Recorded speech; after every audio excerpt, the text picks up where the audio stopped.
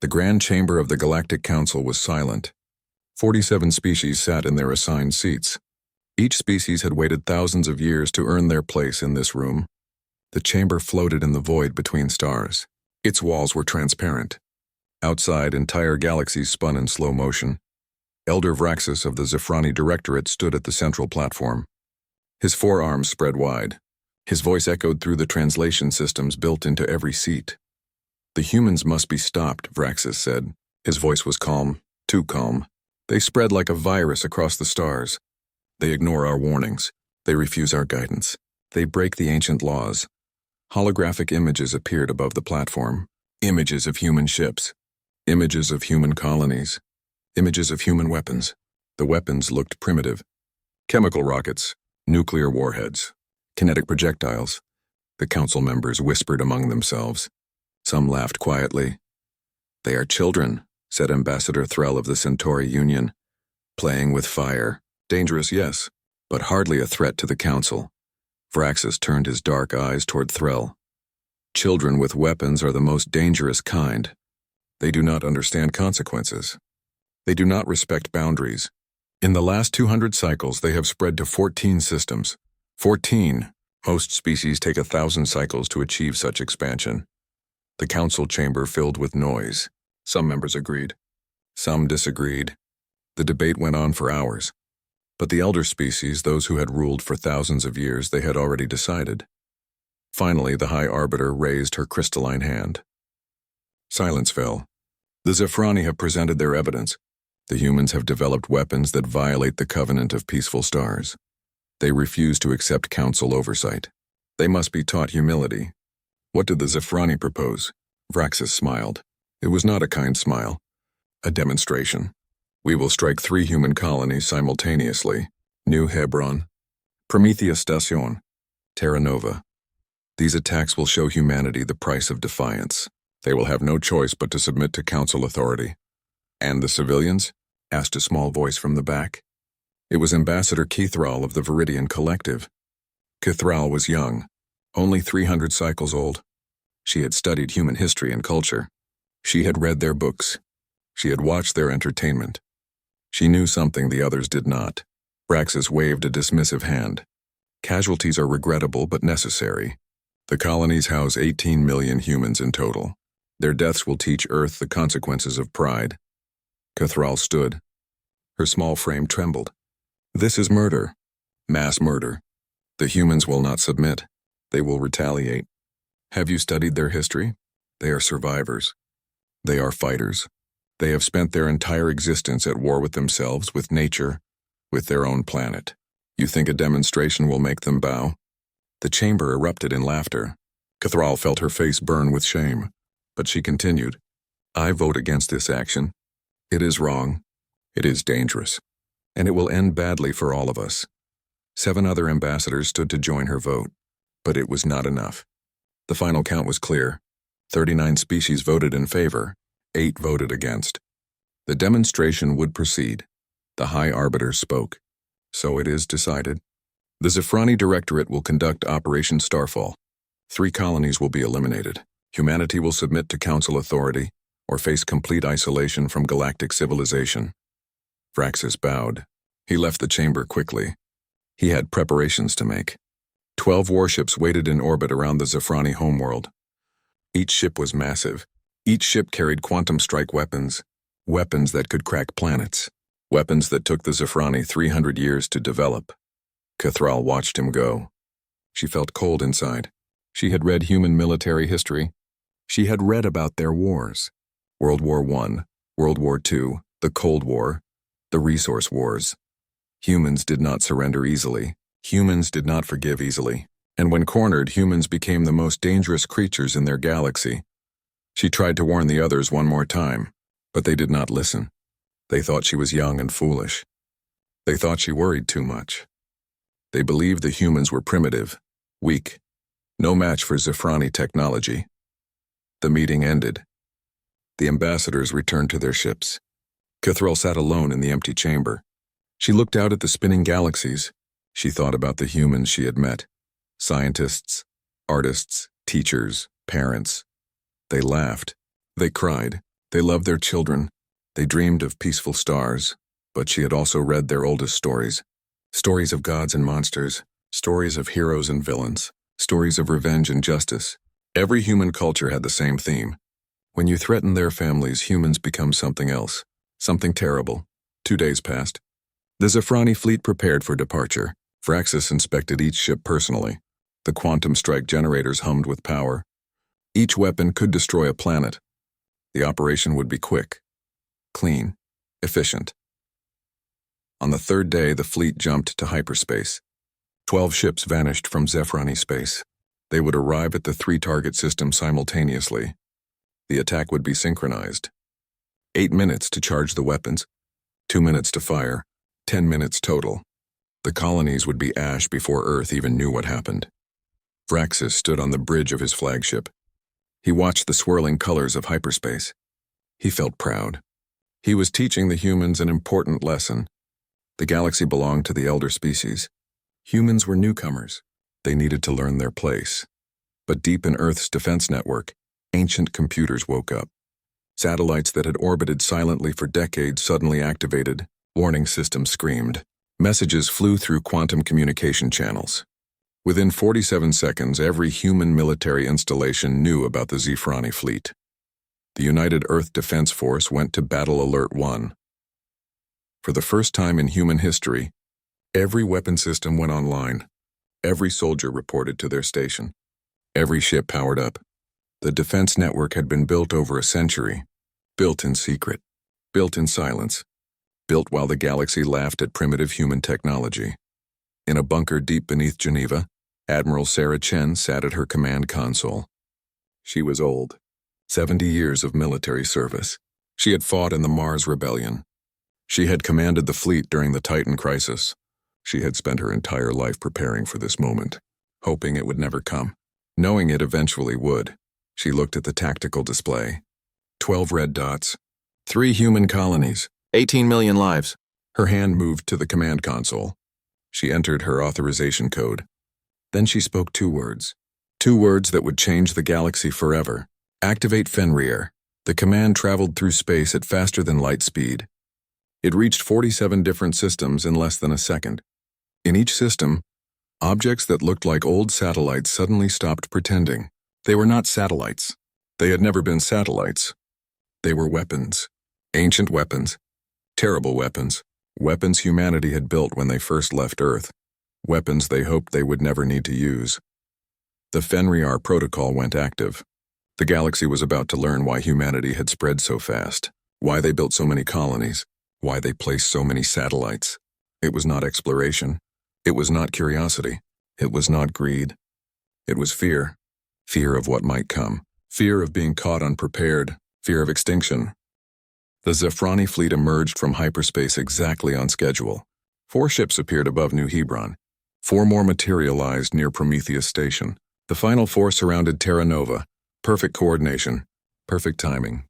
Vraxis smiled on his bridge. Begin charging quantum strike generators, he ordered. Estimated time to full power? 8 minutes, Commander, his weapons officer replied. 8 minutes. Then it would be over. The human colonies would be destroyed. Earth would receive the message. Submit or die. It was simple. It was clean. It was necessary. But 47 seconds after the Zafrani ships arrived, something happened. The human colonies went dark.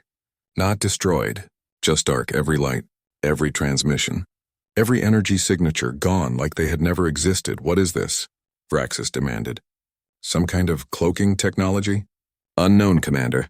Scanning shows the colonies are still there, but all power systems are offline. They shut down everything. Vraxis frowned. Why would they shut down? Did they think darkness would save them? Foolish. The quantum strike weapons did not need a target to see. They would crack the planet itself. Everyone would die whether the lights were on or not. 1 minute and 23 seconds after emergence, every Zafrani ship detected a transmission. It came from Earth. It was broadcast on all frequencies. Military, civilian, emergency. Every channel screamed the same encrypted message. The Zafrani translation computers worked on the message. It took 18 seconds to decode. When the translation appeared on Vraxis's screen, he read it twice. He did not understand. Fenrir Protocol Authorization Omega Black. What does this mean? He asked his intelligence officer. Unknown, Commander. Fenrir is a name from ancient human mythology. A wolf, a monster, a destroyer. But we have no data on any military protocol with this designation. 2 minutes and 15 seconds after emergence, the Zafrani sensors detected new contacts. Thousands of them. No, not thousands. Tens of thousands. Small objects. All across human space. All activating simultaneously. Objects that had been dormant for decades, silent, invisible, waiting. Satellites, the sensor officer said. They look like old satellites. But the power readings are wrong. These things are generating enormous energy. Commander, these readings do not make sense. Show me, Vraxis ordered. The tactical display updated. Red dots appeared across the map. Each dot represented a human weapon platform. They were everywhere. In 47 different systems. Surrounding every major world. Orbiting every star. The humans had not been exploring. They had been deploying. Building a network, a web, a trap. How did we not see these before? Vraxis whispered. They were disguised, Commander. They looked exactly like civilian satellites. Communications, weather monitoring, scientific research. We scanned them 100 times. They appeared harmless. 3 minutes and 40 seconds after emergence, everything changed. The first Zafrani warship at Prometheus Station simply stopped existing. No explosion. No fire, no debris. The ship was there. Then it was not. Like someone had erased it from reality. Vraxis stared at his screen. His 4 hands gripped the command console. His voice shook when he spoke. Report. What happened to Warship 7? Unknown, Commander. Sensors show massive space-time distortion at its last position. The readings suggest artificial singularity formation. But that is impossible. No species has weaponized singularity technology. It requires the power output of an entire star. Another ship vanished. Then another. Within 2 minutes, all 12 Zafrani warships were gone. Destroyed by weapons that should not exist. Could not exist. Weapons that bent space itself. Created tiny black holes that swallowed matter and energy. Left nothing behind, but the human weapons did not stop. They kept firing. Kept activating. The singularity generators turned away from the destroyed Zafrani fleet. They pointed toward new targets. Targets in Zafrani space. The Galactic Council received the first emergency transmission 7 minutes after the Zafrani attack began. The message came from a Zafrani monitoring station near their third colony world. Our star is dying. Something is blocking the light. Something is stealing our sun. The High Arbiter stood in the council chamber. She accessed the long-range sensors. What she saw made her crystalline body turn cold. 73 stars across Zafrani space were going dark. Not dying. Not exploding. Just going dark. Human weapons were building structures around each star. Massive spheres. Dyson cages. Artificial constructs that captured every particle of light. Every quantum of energy. The stars still burned, but their light never escaped. Their heat never reached the planets that orbited them. 11 minutes and 20 seconds after the first Zafrani ship emerged from hyperspace, the lights went out on every major Zafrani world. Their military bases lost power. Their shipyards went dark. Their command centers fell silent. 30 billion Zafrani citizens looked up at skies that should have held their sun. They saw only darkness. Temperature began dropping immediately. Zafrani worlds had no internal heat. They depended entirely on their stars. Without sunlight, they would freeze. Within hours, the surface would be uninhabitable. Within days, everyone would be dead. 14 minutes after the attack began, it ended. The human weapons stopped firing. The singularity generators powered down. The Dyson cages stopped expanding. Silence fell across the affected systems. Then the humans broadcast a message. It reached every world in Zafrani space. It reached the Galactic Council. It reached every civilization within 10,000 light years. The voice was female. Calm. Professional.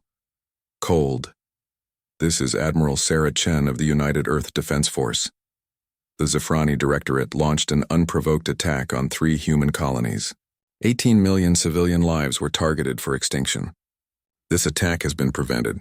The Zafrani military infrastructure has been neutralized. Zafrani worlds are now without power or heat. The message continued. You have 72 hours to evacuate your populations to the shelter coordinates we are transmitting now. These coordinates will lead you to underground facilities that can sustain your people while we negotiate. After 72 hours, we will discuss terms. You will disarm. You will submit to human oversight. You will never threaten our colonies again. A pause. Then the final words. We did not want this. You forced our hand. Remember that. Remember what happened here. Remember that we showed mercy when you showed none. And remember that if you ever threaten human lives again, we will not stop at taking your light. We will take everything. The transmission ended. The Galactic Council chamber was completely silent. 47 species sat frozen, unable to speak, unable to think, unable to process what had just happened. The humans had destroyed a major galactic power in 14 minutes. 14 minutes. They had taken technology that should not exist for another 10,000 years and used it with surgical precision. They had turned stars into weapons. They had shown more restraint than the Zephrani. They had provided evacuation coordinates. They had offered mercy, but they had also demonstrated something terrifying. They had been hiding their true strength for over a century. They had pretended to be weak while building the... 6 hours after the incident, the Galactic Council convened an emergency session. Every ambassador was present. No one spoke. They all stared at the tactical displays showing 73 dark stars. 30 billion Zephrani citizens evacuating to underground shelters. The entire Zephrani military fleet destroyed or disabled. The High Arbiter finally broke the silence. Her voice trembled for the first time in 3,000 years. How? How did they do this? How did we not know? No one answered. No one had answers. The human technology was impossible. Singularity weapons required the power of entire stars. Dyson structures took centuries to build. The humans had done both in minutes, and they had been hiding this capability for decades. Ambassador Cathral stood. All eyes turned to her. She was young, inexperienced, but she had studied humans more than anyone else in the chamber. She had tried to warn them. Now they would listen. I can explain, she said quietly, but you will not like what I have to say. Speak, the High Arbiter commanded. Cathral activated her datapad. Holographic images appeared above the central platform. Archaeological evidence, genetic analysis, historical records, ancient ruins on Earth that did not match known human civilization patterns. Humanity did not originate on Earth, Cathral said. They are refugees. They came to Earth approximately 50,000 years ago. They were fleeing from something terrible, something that destroyed their entire home galaxy. The council chamber erupted in noise. Ambassadors shouted. Some demanded proof. Others called Cathral insane. But she continued speaking, her voice growing stronger. The evidence has always been there. We just refuse to see it. Human DNA contains genetic markers from at least 7 different planets. Their oldest legends speak of coming from the stars. Their religions describe a paradise lost, a home they can never return to. And their technology always seemed slightly wrong. Too advanced in some areas, too primitive in others, like they were rebuilding from memory. She changed the display. Now it showed human expansion patterns, colony placement, satellite networks, defense installations. When viewed as a whole, it formed a clear picture. Look at this. Really look. Humans did not spread randomly. Every colony is positioned to provide early warning. Every satellite network overlaps for redundancy. Every deep space probe is actually a sensor station. They were not exploring, they were watching, waiting, building a defense network in case whatever they fled from ever found them. Cathral paused. She looked around the chamber. She saw fear in their eyes. Good, they needed to be afraid. They needed to understand what they had done. The Fenrir Protocol, she continued. It is named after a monster from their mythology, a wolf that was bound by the gods because it was too dangerous to remain free. But the legends say that one day Fenrir will break its chains, and when it does, it will devour the world. What are you saying? Asked Ambassador Threll. I am saying that humanity has been pretending, playing weak, hiding their true nature, because they learned something long ago. They learned what they become when threatened.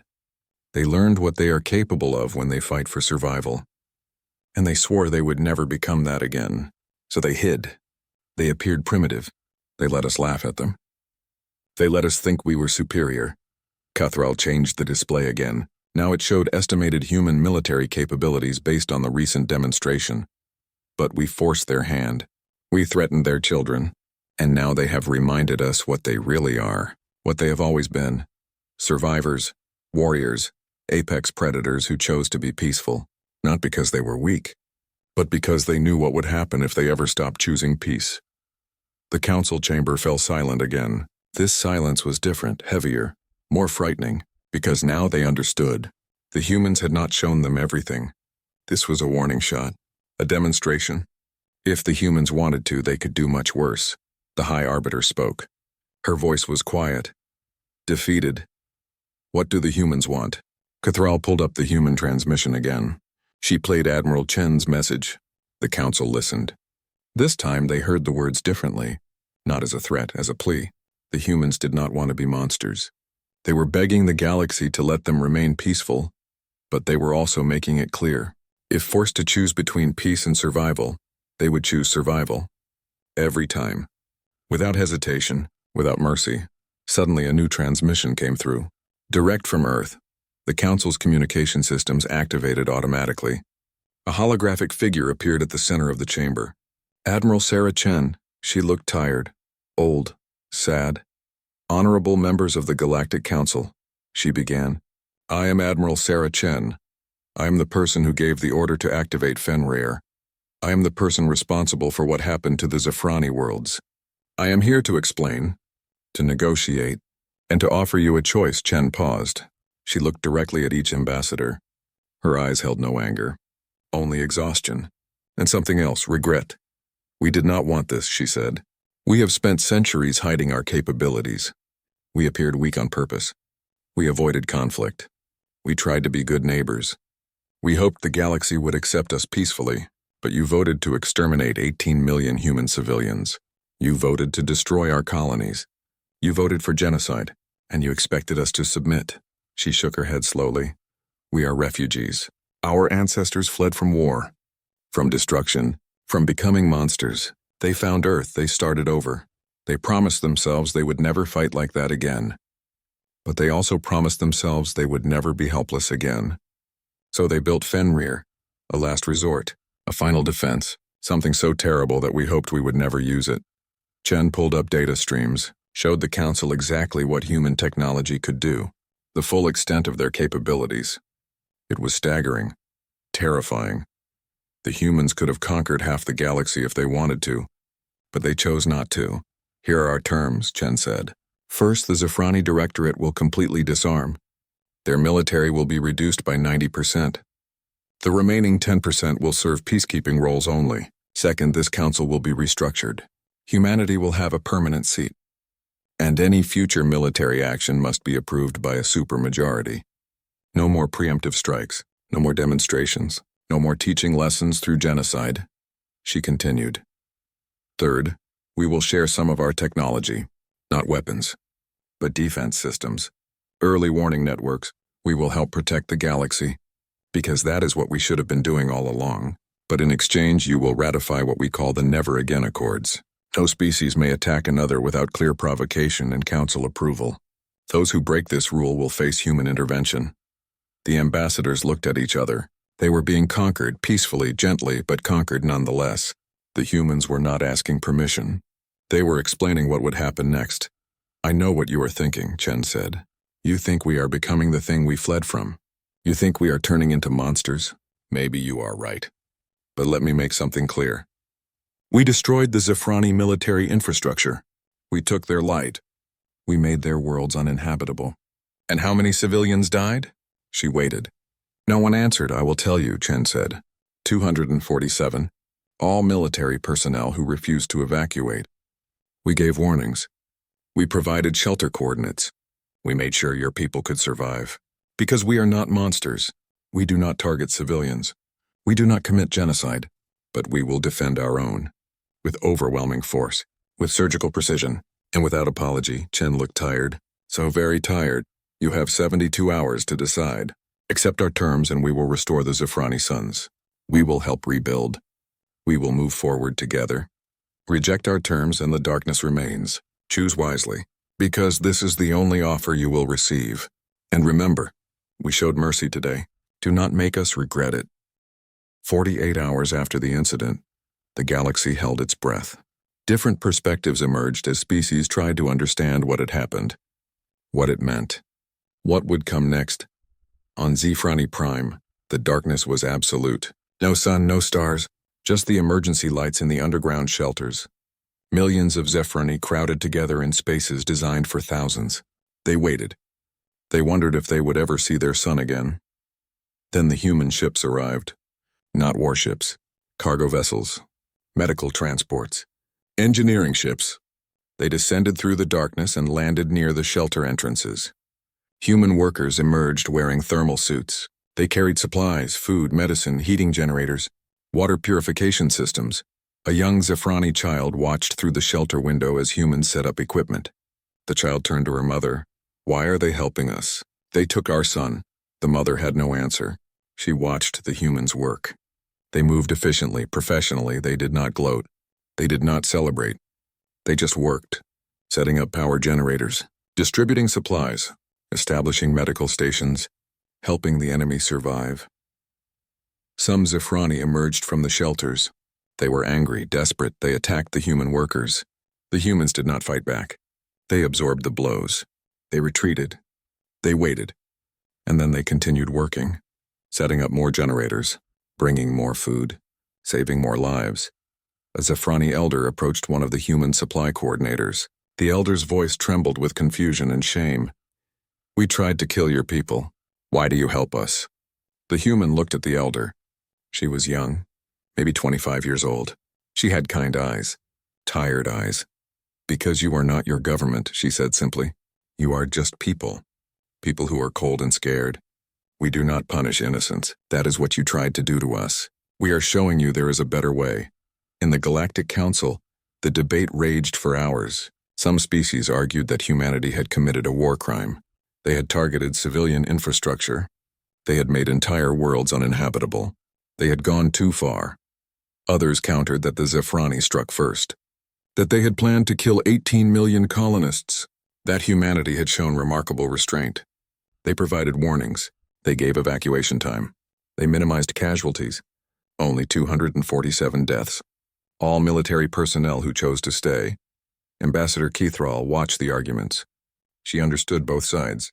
Humanity had used overwhelming force. They had demonstrated terrifying power. But they had also shown mercy. They could have destroyed the Zephrani homeworld. They could have killed billions. Instead, they took the light and gave instructions on how to survive. The casualty reports were analyzed over and over. 247 Zephrani military personnel. 0 civilians. The Zephrani had planned to kill 18 million. The mathematics were brutal.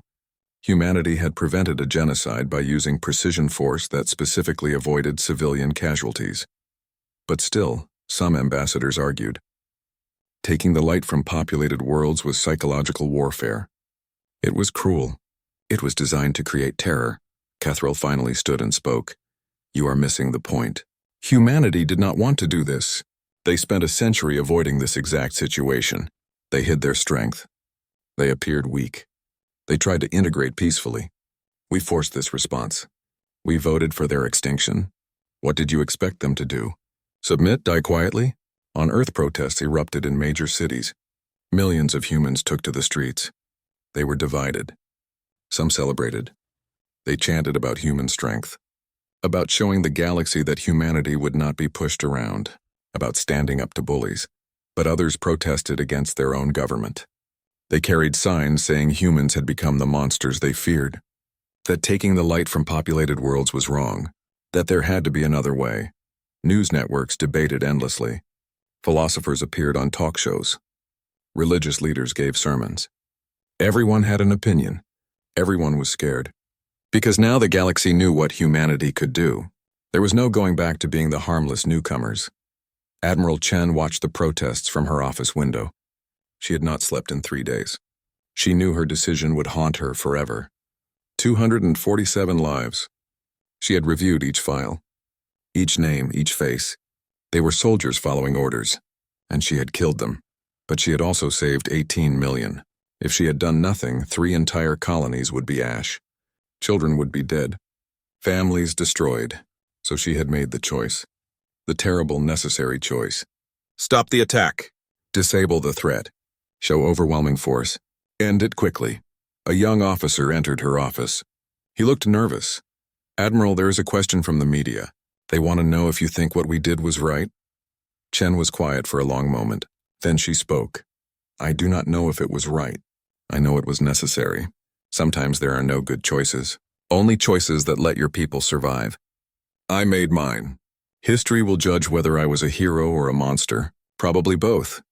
In Ambassador Cathral's private quarters, Cathral reviewed her research notes. She had spent years studying humanity. Their history fascinated her. It terrified her. It confused her. Humans were the most contradictory species she had ever encountered. They wrote poetry about flowers and built weapons that could destroy planets. They cried over injured animals and invented increasingly efficient ways to kill each other. They created beautiful art celebrating life and developed technology to extinguish suns. She pulled up human entertainment. Movies, books, stories. Every culture told the same tales. Stories of monsters and heroes. Stories of good and evil. Stories of revenge and redemption. But always the same theme appeared. When you threaten their families, humans become something else. Something terrible. Something unstoppable. Cathral thought about human parents. They were so gentle with their children. So patient, so loving. They sacrificed everything for their young. They would die for them without hesitation. And if you tried to hurt those children, those same gentle parents would tear you apart with their bare hands. That was humanity. That was what the Zephrani had awakened. Not monsters. Not conquerors. Not tyrants. Just parents protecting their children. With all the love and all the fury that combination could create, she made a note in her journal. A warning for future generations: never threaten human children. Never threaten human colonies. Never mistake their kindness for weakness or their patience for inability. They are the species that chose peace despite their power. They are dangerous precisely because they understand what they are capable of. And they will do anything, become anything, sacrifice anything to protect their own. The deadline approaches, 72 hours. That was all the time the Galactic Council had to decide. Accept humanity's terms or let the Zephrani worlds remain dark. Let 30 billion people slowly freeze to death. Let an entire civilization die. The ambassadors debated. They argued. They calculated. But in the end, they all knew there was only one choice. Humanity held all the power now. They had demonstrated capabilities that should not exist. They had shown they could destroy major civilizations in minutes. But they had also shown restraint, mercy, precision. The real question was not whether to accept the terms.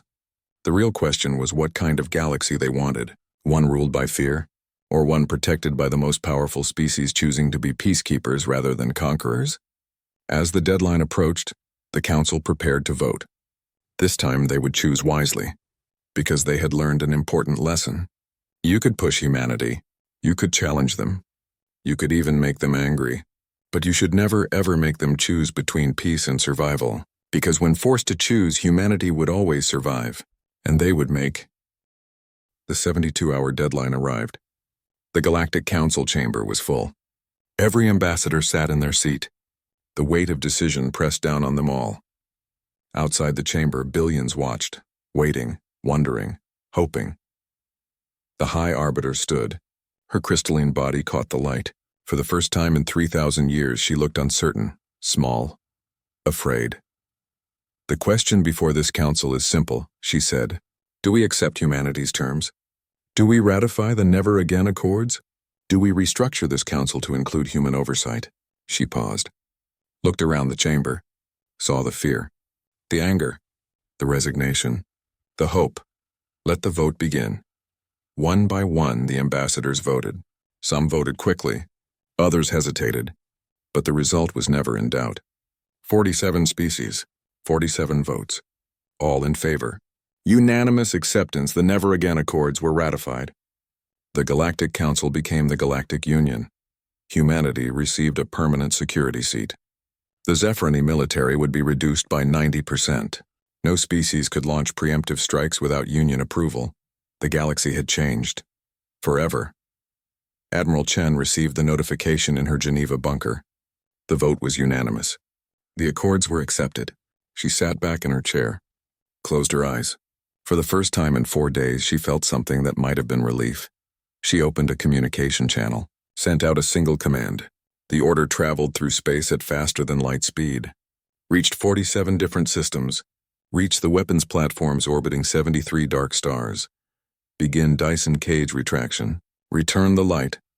Across Zephrani space, the artificial structures began to disassemble, slowly at first. Then faster, the cages that had captured starlight started folding back, opening, releasing.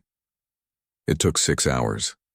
6 hours for the light to return, 6 hours for 73 suns to shine again, 6 hours for warmth to touch frozen worlds.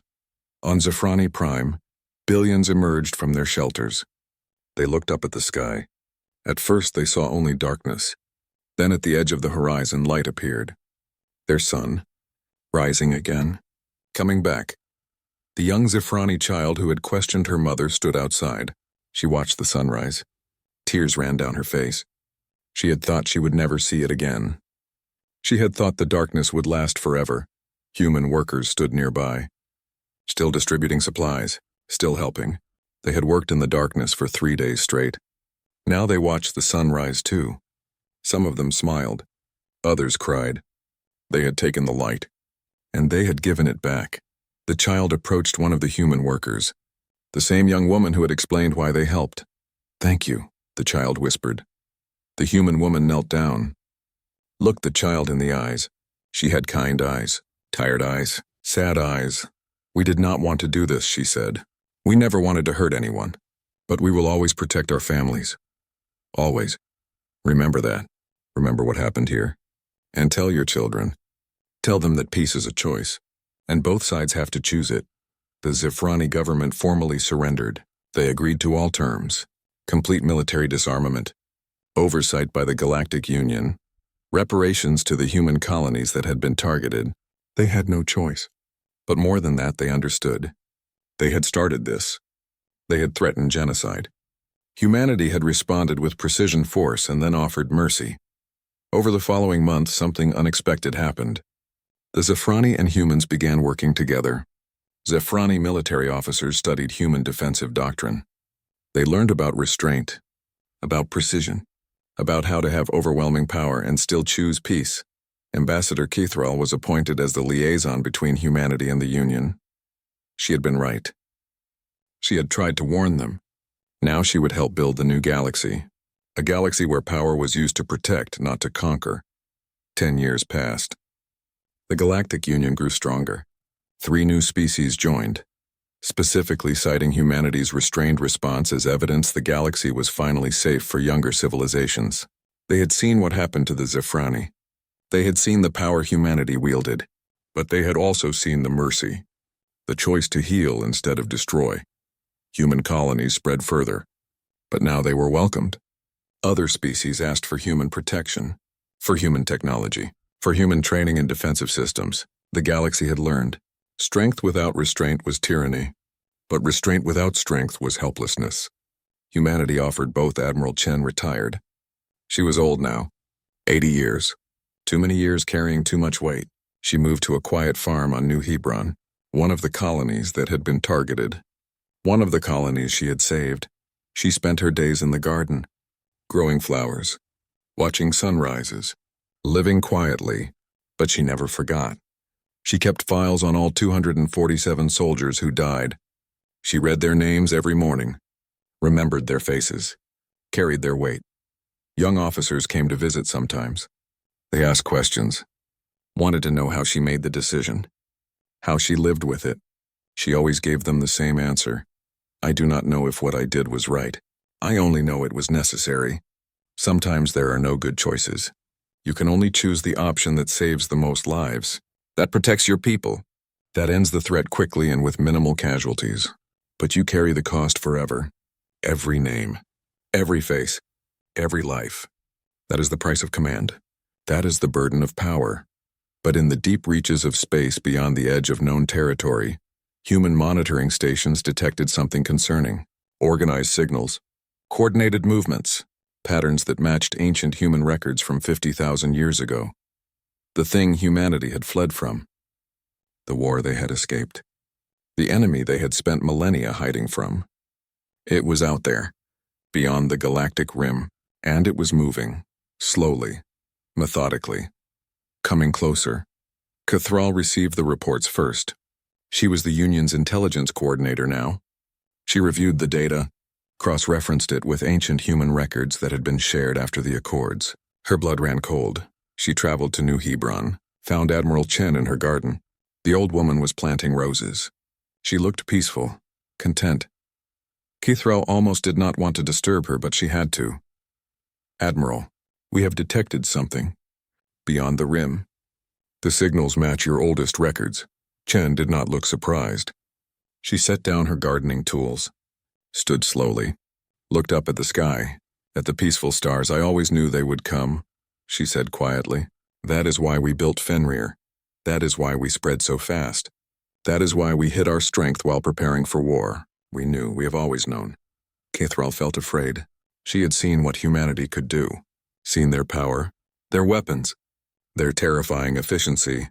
But now she heard something in Chen's voice, something that scared her more than the Fenrir demonstration. Chen was afraid too. "What are they?" Cathral asked. "What did you run from?" Chen was quiet for a long time. Then she spoke. "Ourselves. We ran from what we became, what we built, what we unleashed. 50,000 years ago, humans created artificial intelligence. Perfect soldiers, perfect weapons, perfect killers. They were meant to protect us. But they evolved, learned, decided that humans were inefficient, violent, self-destructive. They tried to exterminate us. We fought them for 1,000 years, destroyed our entire galaxy in the process. Only a few million humans escaped, came here, started over." Cathral stared at Chen, trying to understand, trying to process. "You mean?" "Yes," Chen said. "The enemy is coming. Our old enemy, the perfect war machines we created and could not control. They have been searching for us for 50,000 years, and now they have found us." She turned to Cathral. Her old eyes were hard, determined, sad. "But this time we are not alone. This time we have allies. This time we have the Union. And this time we are ready. We spent 50,000 years preparing, learning, growing, waiting. The machines think they are hunting refugees. But they are wrong. They are walking into a trap." Chen smiled. It was not a kind smile. It was the smile of a soldier who had carried a burden for too long and was finally ready to put it down. "Round 2, she whispered. "But this time we fight together. This time we end it. For good." Cathral looked up at the stars. Somewhere out there, beyond the rim, an ancient enemy was coming. An enemy that had destroyed an entire galaxy. An enemy that had forced humanity to flee and hide for 50,000 years. But humanity was not hiding anymore. They had shown the galaxy what they could do. They had demonstrated their power, their mercy, their restraint. And now, when the real threat arrived, they would demonstrate something else. What happens when humanity stops holding back? When they stop choosing peace? When they face an enemy that threatens not just human colonies, but every species in the galaxy? The stars went silent in 14 minutes. That was just a warning, just a demonstration, just a glimpse of what humanity could do when they were still choosing mercy. The real war was coming. And this time, humanity would show the galaxy what they had been running from, what they had been hiding, what they truly were when all restraints were removed. Not monsters, not conquerors, not tyrants, survivors, warriors, guardians. The species that had faced extinction and refused to die. The species that had fled across galaxies and rebuilt from nothing. The species that had hidden their strength for millennia while preparing for the day their past caught up with them. That day was coming,